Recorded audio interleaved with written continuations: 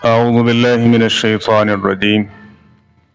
سورۃ البقرہ آیت نمبر 203 سے 206 تک انشاءاللہ آج ہم پڑھیں گے۔ بسم اللہ الرحمن الرحیم۔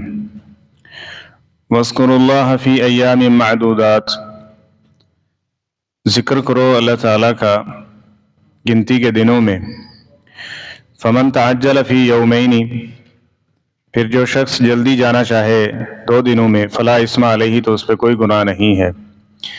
ومن تأخر، اور جو پیچھے رہنا چاہے، فلا اسم علیہ، تو اس پر کوئی گناہ نہیں ہے۔ لمن اتقى، اس شخص کے لیے جو پرہیزگار ہو گیا۔ واتقوا اللہ، اللہ سے ڈر جاؤ۔ واعلموا، اور جان رکھو، انکم الیہ تحشرون، یقیناً تم اسی کی طرف اکٹھے کیے جاؤ گے۔ ومن الناس، اور لوگوں میں سے کچھ ایسے ہیں، من یعجبک قولہ، بہت خوبصورت لگیں گی ان کی باتیں، فی الحیات الدنیا، دنیا کی زندگی کے اعتبار سے۔ ویشہد اللہ، اور اللہ تعالیٰ گواہی دے رہے ہیں، علی ما فی قلبہ، اس کے متعلق جو ان کے دلوں میں ہے۔ وہو الد الخصام، وہ بدترین قسم کے جھگڑالو ہیں۔ وَإِذَا تَوَلَّى سَعَىٰ فِي الْأَرْضِ، اور جب وہ پھرتا ہے اور کوشش کرتا ہے زمین میں، لِيُفْسِدَ فِيهَا، تاکہ وہ اس میں فساد برپا کر سکے۔ وَيُهْلِكَ الْحَرْثَ وَالنَّسْلَ، کھیتیاں اور نسل ہلاک کرتا ہے۔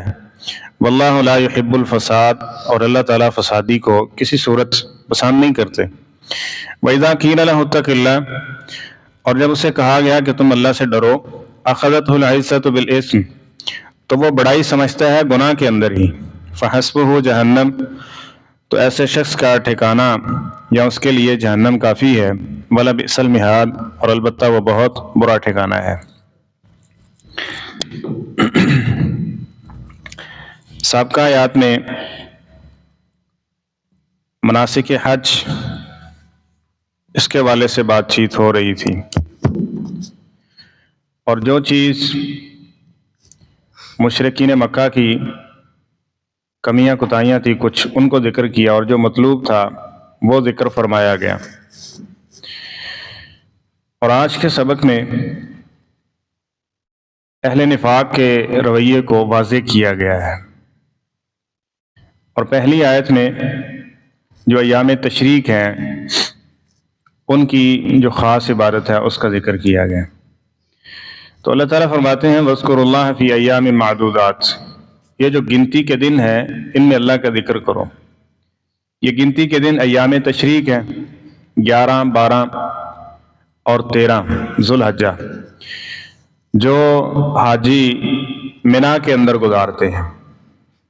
اب وہاں یہ ہے کہ وہ 11 کو 3 دن کی کنکریاں پوری کر کے واپس آ سکتے ہیں، فلا اسم علیہ۔ اور جو 3 دن وہاں رہ کے روزانہ کی کنکریاں وہاں مارنی ہے، تو ایسا کر لے تو اس پہ بھی کوئی گناہ نہیں ہے۔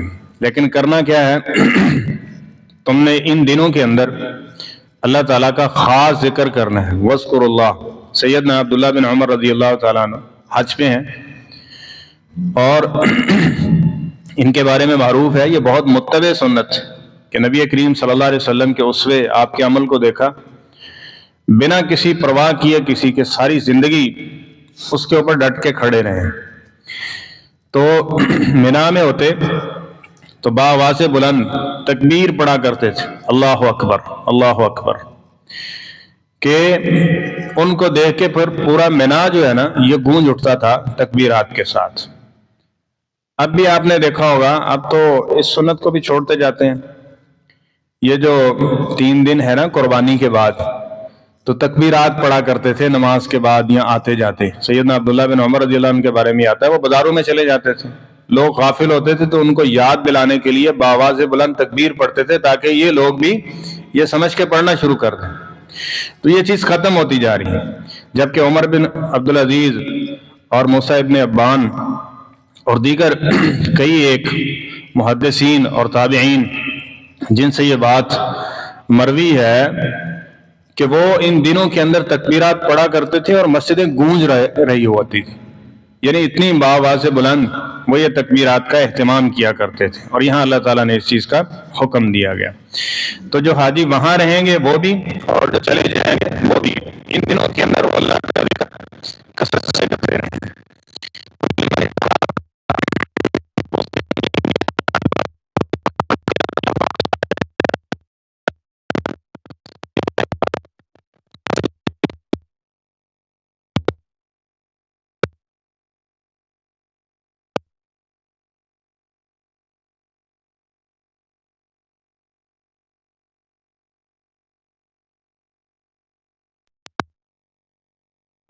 اگر صحیح علم نہیں ہے تو تب بھی تقوی نہیں آ سکتا. جس طرح بہت سارے لوگ ہیں جو اللہ تعالیٰ کی ذات کے ساتھ شرک کر رہے ہیں، اور شرک اتنا بڑا گناہ ہے کہ اللہ تعالیٰ اس بندے کو اس کی جتنی بھی نیکیاں اس کے پاس ساری ضائع کر دی جاتی ہیں. اور اللہ فرماتے ہیں ہم نے ایسے شخص کے اوپر جنت کو حرام کر دی ہے. کیا ہے کہ وہ اللہ تعالیٰ کی محبت پانے کے لیے یہ سارا کچھ کر رہا ہے، لیکن علم صحیح نہیں ہے اس کے پاس، علم صحیح نہیں ہے، جس کی بنیاد پر وہ ایک غلط کام کو سمجھ رہا ہے کہ یہاں سے مجھے اللہ راضی ہو جائے گا اور یہ چیز نیکی ہے یا ثواب ہے. تو اس لیے فرمایا واتقوا اللہ واعلموا، اور یہ جانو، یہ علم حاصل کرو کہ اللہ کا ڈر، خوف، تقوی یہ چیز کیا ہے. انکم الیہ تحشرون، اور اسی طرح آخرت کی فکر رکھنا، یہ بھی تقوی کی بنیادی چیزوں میں سے ہے. اگر ایک شخص کو آخرت کی فکر ہی نہیں ہے، میں نے حساب و کتاب دینا، تو وہ کیا اللہ سے ڈرے گا؟ تو جب اس کو یہ علم ہوگا کہ میں نے اپنی ساری زندگی کا یہ کیا درتا، اس کا حساب و کتاب دینا ہے، تو یقیناً اس کو اللہ کا ڈر اور خوف ہوگا اور وہ اپنے معاملات کو درست کرنے کی کوشش کرے گا. اور آگے ایسے لوگوں کا ذکر کیا گیا کہ جو ظاہری طور پہ بسا اوقات بہت اچھے بننے کی کوشش کرتے ہیں، لیکن اندر اگر نفاق ہے تو یہ بہت بری چیز ہے.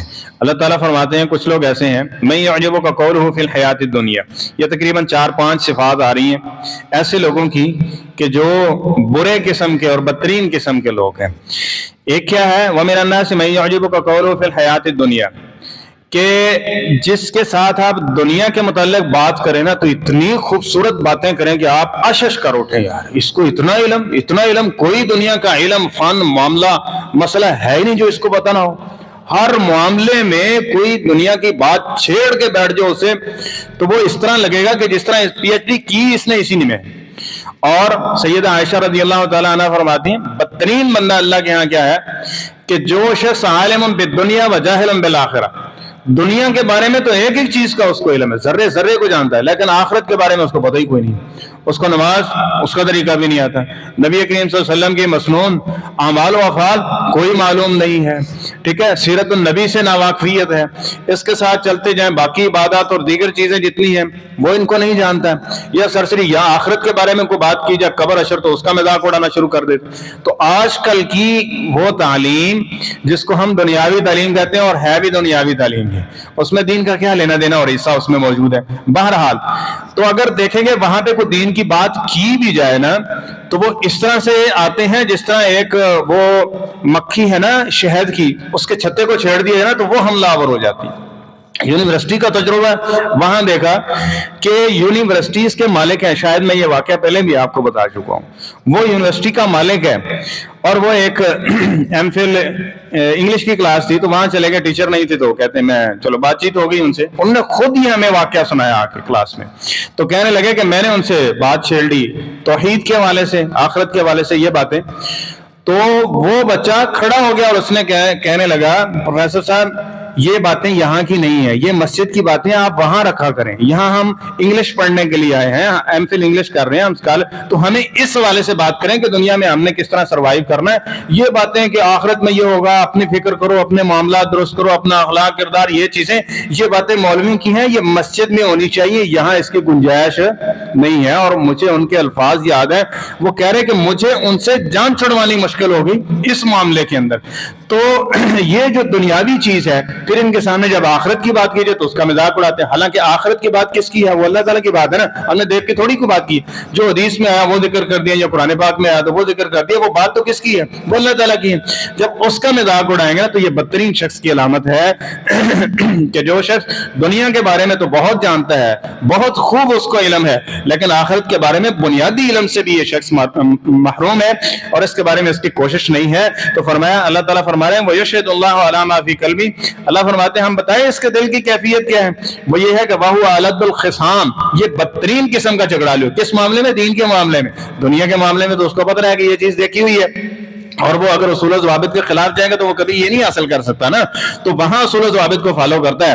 تو جو کائنات کا رب ہے اس نے جو اصول و ضوابط بنائے ہیں نا، فرمایا ہمارے سامنے کھڑا ہو جاتا ہے، شرک کرنے لگ جاتا ہے، گالی دینے لگ جاتا ہے، اس کو کہا جائے یہ کرو تو نہیں کرتا، ٹھیک ہے، یعنی اللہ کے سامنے کھڑا ہو جاتا ہے، دین کے مقابلے میں آ جاتا ہے، الد الخصام. اور دوسری بات، نبی کریم صلی اللہ علیہ وسلم کی متعدد حدیثیں اس بارے میں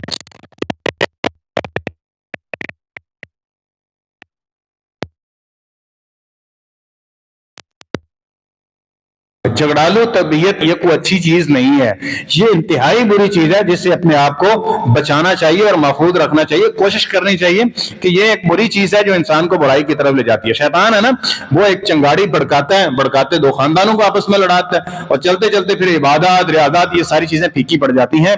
تو اس چیز سے اپنے آپ کو محفوظ رکھنا چاہیے۔ اور اس طرح فرمایا اگلی چیز اس میں کیا ہے، وَإِذَا تَوَلَّىٰ سَعَىٰ فِي الْأَرْضِ لِيُفْسِدَ فِيهَا، زمانے کے اندر اور زمین کے اندر اس طرح زندگی بسر کرتا ہے کہ جہاں اس کا فساد مچانے کا اس کو کوئی موقع مل جائے تو ہاتھ سے نہیں جانے دیتا۔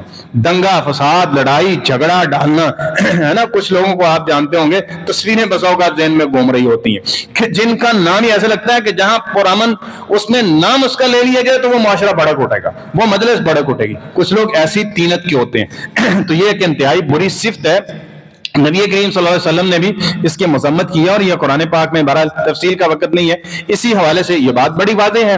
فرمایا کہ بدترین لوگ کیا ہے، اذا تولى سعى في الارض ليفسد فيها، فساد مچاتا ہے وہاں، ويهلك الحرث والنسل، کھیتیاں تباہ کر دیتا ہے، مال مویشی تباہ کر دیتا ہے، نسلوں کو برباد کر دیتا ہے۔ یعنی چھوٹی چھوٹی باتوں پہ آج آپ دیکھ رہے ہیں نا، چلتے ایک چھوٹی سی بات کے اوپر لوگ قتل کر دیتے ہیں۔ ایک ڈاکٹر کو اس وجہ سے قتل کر دیا گیا کہ اس نے جناب مریض کی کیئر اچھی طرح نہیں کی، ہماری بات اچھی طرح سے نہیں سنی۔ چلتے پھرتے جناب کھیلتے کودتے دوستوں احباب ایک دوسرے کو اس لیے مارتے تھے، کھیلتے کھیلتے ایک دوسرے کے ساتھ یہ ساری وارداتیں چل رہی ہیں۔ یہ کہاں سے شروع ہوا؟ الد الخصام، ایک جھگڑالو طینت بنی، فطرت بنی، اس طرح سے یہ جب بنتی، اور اس کے بعد پھر چلتے یہاں تک پہنچ گئے کہ انسان فساد فی الارض کرنے لگ گیا۔ اور جب یہ ایسا کرے گا تو واللہ لا یحب الفساد، جس کو نہ کسی کے اچھے برے گھاٹے نفع معاملات کی کوئی پرواہ ہے، نہ ہی اس کی نسل اور جان کی پرواہ ہے، واللہ لا یحب الفساد، پھر یہ اس قدر بدترین بندہ ہے کہ اللہ تعالیٰ اس کی طرف نظر محبت کرتے ہی نہیں ہے، یہ اللہ کا محبوب نہیں ہو سکتا جب تک کہ یہ ان صفات سے طائب نہ ہو جائے۔ اور اسی طرح آگے ایک اور بری صفت اس کی ذکر کی گئی کہ وَإِذَا قِيلَ لَهُ اتَّقِ اللَّهَ، جب اسے تنبیہ کی جائے، اس کو کوئی واضح نصیحت کی جائے، اس کو کوئی سمجھانے والا سمجھائے تو کیا کرتا ہے، أَخَذَتْهُ بِالْإِثْمِ، پھر وہ اور گناہ کے اندر اڑ جاتا ہے، اور گناہ کے اندر بھڑک اٹھتا ہے، اور گناہ کے اندر جو ہے وہ اس سے سمجھتا ہے کہ اس میں میری عزت ہے۔ جس طرح بعض لوگ کہہ رہے ہیں اب یہ جب بھی نصیحت کی جائے تو نصیحت کو قبول کرنا چاہیے، نہ کہ تم جو کر لو کرنا ہے، میں یہ نہیں کروں گا۔ اور بعض لوگ نصیحت کی بات کی جائے کہتے ہیں پہلے تو میں کرنا نہیں، ہون نہیں کرنا، ہے نا۔ اس طرح کے رویے لہجے یہ بہت بری چیز ہے۔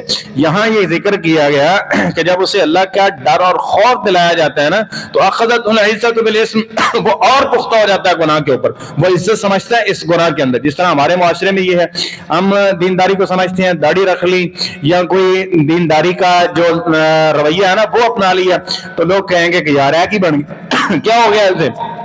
اور اگر وہ دنیا داری کے ساتھ اور دین کو پیچھے نیچے کر رہا ہے تو وہ سمجھتا ہے کہ میں بہت عالی حسب اور بڑا جناب نا قیمتی زندگی میں بسر کر رہا ہوں۔ تو یہ یاد رکھ لیجئے، جس زندگی میں دین نہیں ہے نا، چاہے وہ بادشاہوں والی زندگی کیوں نہ ہو نا، تو اس فرعون کو اللہ تعالیٰ نے ڈبو دیا تھا جس نے شریعت کا انکار کیا اور اس کے مقابلے میں یعنی اللہ کے مقابلے میں کھڑا ہو گیا تھا۔ تو وہ بدترین شخص ہے کہ جو گناہ کے اوپر فخر کرتا ہے، گناہ کے اوپر ناز اور مان کرتا ہے اور اس کو فخری انداز میں ذکر کرتا ہے۔ ان سب کی الگ الگ یہ ساری احادیث موجود ہے جس میں نبی کریم صلی اللہ علیہ وسلم نے اس کی تنبیہ کی ہے، لیکن اس آیت کے اس جملے سے بھی اس کا انجام واضح ہے، فحسبہ جہنم، ایسے بندے کے لیے اللہ فرماتے ہیں جہنم کافی ہے۔ اس کو سیدھا کرنے کے لیے نا، اس کو درست کرنے کے لیے جہنم کی آگ کافی ہے، یہ وہاں جائے گا۔ یعنی اس بندے کا ٹھکانہ یہ ہے کہ یہ بری صفات اور بری عادات ہیں۔ اور آگے ذکر کیا گیا وَلَبِئْسَ الْمِہَادُ، یہ کوئی ایسی ویسی چیز نہیں ہے۔ جس طرح بعض لوگ نا اب اس جملے کے اندر اس کے لطف کو ذرا لیں گے تو وہ یوں مدہ ہے کہ ایک کچھ لوگ ہیں نا جب جہنم اور اس طرح کی بات کی جائے نا تو ٹھٹھا مذاق اس کا بناتے ہیں۔ تو پہلے اللہ تعالیٰ نے ذکر کیا کہ جہنم میں جائیں گے،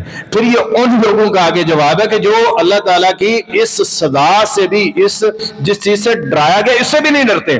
تو فرمایا وَلَبِئْسَ الْمِہَادُ، یہ باتیں سن کے دان دکھار رہے ہو، یہ باتیں سن کے ٹھٹھا مذاق کر رہے ہو، یہ باتیں سن کے تم اس طرح کا رویہ اور لہجہ یعنی تمسخر والا انداز اپنا رہے ہو، بجائے اس کے کہ ماننے اور اس کے سامنے اپنے آپ کو جھکانے، عاجزی انکساری، رونے گڑگڑانے کے یہ رویہ اختیار کر رہے ہو، تو یاد رکھو جہنم کوئی خوشخبری والی چیز نہیں ہے، یا تمہیں راحت پہنچانے کے لیے وہاں نہیں پھینکا جائے گا۔